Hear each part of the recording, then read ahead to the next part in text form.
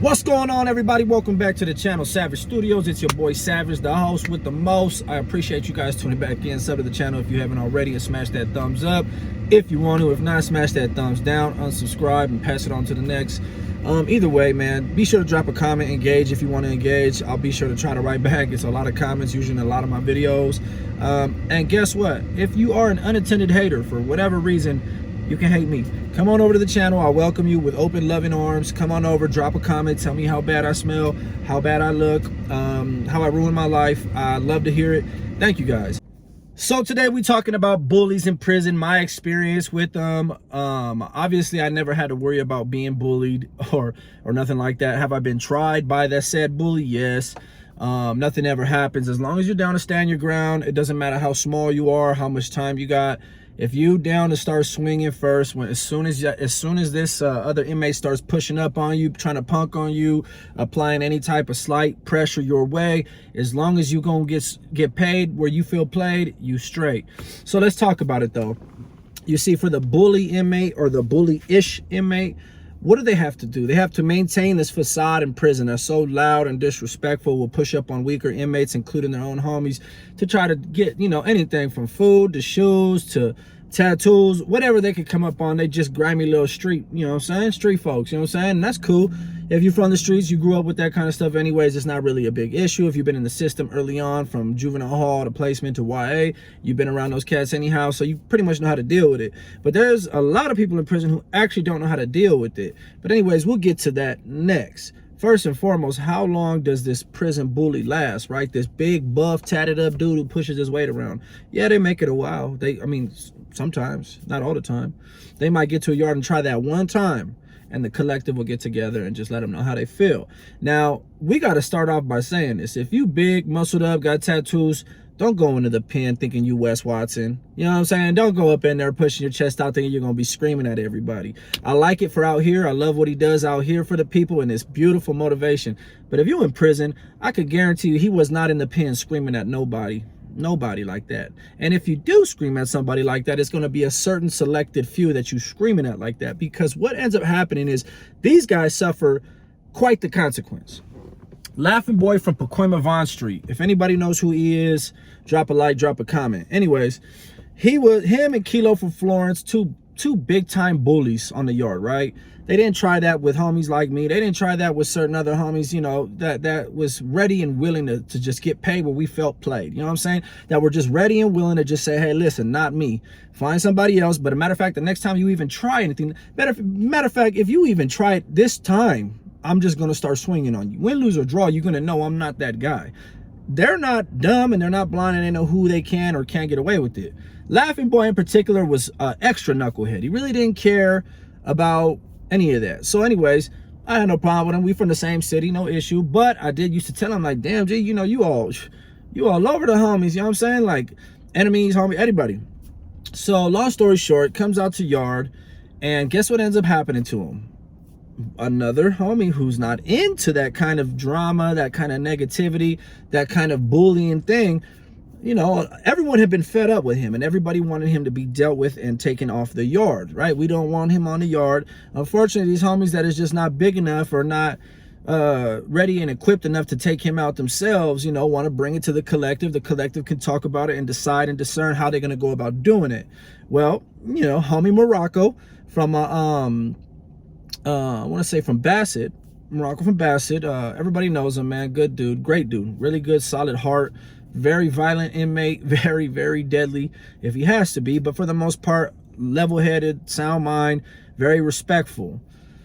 Basically thrashed upon this dude so viciously, and Laughing Boy just happened to be just so unlucky to have had razor blades in his mouth. On a level 4 180 yard, you're going to do what you got to do. You're going to keep things where you got to keep them. You're going to stay strapped as best as you can stay strapped on them yards, because if you go to fight somebody on a yard with a high level like that, odds are that person's going to try to stab you. Odds are they don't have nothing to lose, including a release date or visits with family or nothing. So they're just waiting to die anyways. So, I can understand why he was strapped that day. So anyways, he got done in, kicked, his head was kicked and stomped in. They took him off on a stretcher with a head about this swollen. beaten to a pulp because of how he was. This example that I've just shared with you is exactly what is the fate, if not way more fatal, that ends for every prison bully eventually. They will go through mass amounts of being jumped. Any guy who's bigger in prison or tatted up with the muscles and has that like image, you could pretty much, if you get yourself in hot water, can expect to be jumped. That's what happened to me. I don't know if it's like a thing, if you're taller, you work out a lot, they just automatically assume you need to be jumped. Rarely will you be issued a one-on-one fade unless, you know, unless it's by somebody your size who really feels they can get jiggy and stand in that spot with you. But for the most part, from what I've noticed, that's how it goes. But for a bully, there's no pause. There's no like, hey, okay, let's give him the one-on-ones, let the homie run a fade. Nah, it's like, you know what? Let's make an example. That's what the outcome is for them every single time. Same thing with Kilo. Kilo from Florence went, I have personal situations with him where I remember landing in the shoe for A4 left. He was there trying to get everybody to turn against me, right? Because I was always calling him on his shit, right? I was, ever since I first met him and he was in the hole behind knocking out his celly, killing his celly briefly with a hit, and his celly woke up or made it back out alive. There was rumors that he had done something to his celly while his celly was out. You know what I'm saying? If you know what I'm saying. And we all homies. So I get to the whole, start pushing the issue like, hey man, you know what I'm saying? I'm trying to see the whole paperwork for the whole situation that took place in that cell. I want to see what they talking about, because said individual did die for a brief amount of time. And you know, that these rumors, I don't know who circulated them, where they started from, but let's see if they got any truth to them, because if they got any truth to them, this is going to be your not so lucky day. You know what I'm saying? But so that's where me and him had that falling out on. I end up seeing him in Corker's shoe, 484 left, and he instantly starts throwing mud all over my name. So he's single cell after what happened with him and the cellies, but he's been single cell for so damn long, he can take a celly. I know he can take a celly. So I start getting at the CEOs. Like, hey man, move me in with, what's his last name? Areola. Move me in with Areola. You know what I'm saying? I can sell out with him. Oh man, he can't have a celly. Okay, fine. So I start shooting a kite out to all the rest of the homies, right?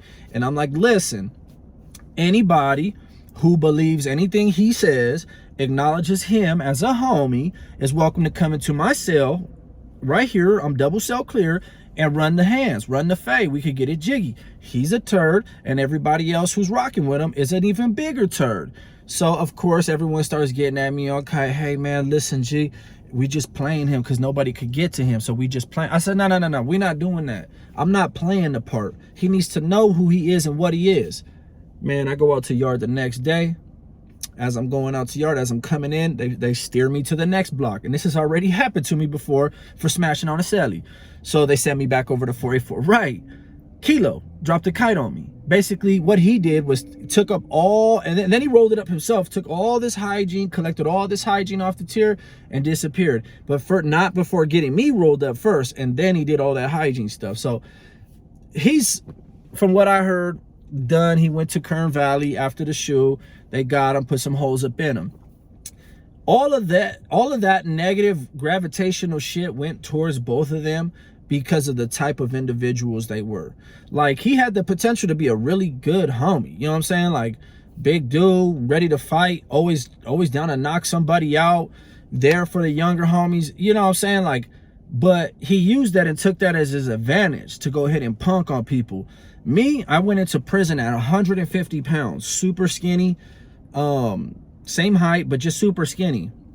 So I guess you could say I had to like blossom while I was in there. So I got to see both perspectives, because a lot of homies used to try me when I was super skinny. A lot of people used to like try to play me, like, because they thought they were bigger, had more muscles, blah, blah, blah. And that shit never worked. So then when I finally got big, I still remain humble. To this day, I think probably the craziest shit about being 236 pounds now, over 6'1", is I still don't know how big I am. Like, I still have trouble shopping for shirts. I be buying shirts that is too small. It's because I never really got to like see my growth. You know, when you're in prison, and you're gaining all this weight, you're working all the time, you don't have the best mirrors. You got like a little square ass mirror. Sometimes your cell don't even got a mirror. Sometimes you're using a damn inside of a chip bag to see how big your arms is. I never really understood how big I was. I'm not the biggest guy in the world, and hell, I ain't worked out in so long. Who knows how big I really am now? But I did just step on the scale a couple weeks ago, still at 236. So you know what I'm saying? My blow up and my glow up was pretty crazy. But I stayed humble. I remained humble because nobody gets knocked off harder than a prison bully. Nobody suffers a worse fate unless you're a damn chomo, jailhouse thief, a rat on paperwork testifying on people, or you are like an enemy who's got something coming, I guess. But pretty much the prison bully can get away with shit for a long time, because if you got, especially if you got a good gift of gab, you know, you could get a bunch of little dudes be like, damn, they look up to you. It's only a matter of time. I've seen it in every prison, from every car, from every race, from every gang.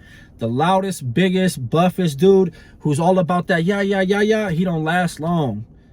Now, there's really big dudes that's really confident, and they talk and they give that wisdom, but they're not bullies. Don't get it mistaken. Just because someone's big, buff, and got them muscles, it doesn't mean that he's in there bullying the pot. That's the one who you kind of want. If you're going to go to prison and you want to model your behavior, or you want to model, you know, how you want to carry yourself, model that to somebody like that. Somebody who's so disciplined that they yoked, they hitting that punching bag, they running, they studying, and they doing what they got to do. They hustling. And when they talk, people want to listen, but they don't take that and make it like an abuse of power. They're not trying to manipulate the pot to fight each other. They're not trying to hurt. And a matter of fact, they probably don't even want to see no type of violence, because they already know what time it's going to be if they got to go. That's who you want to model the whole situation after.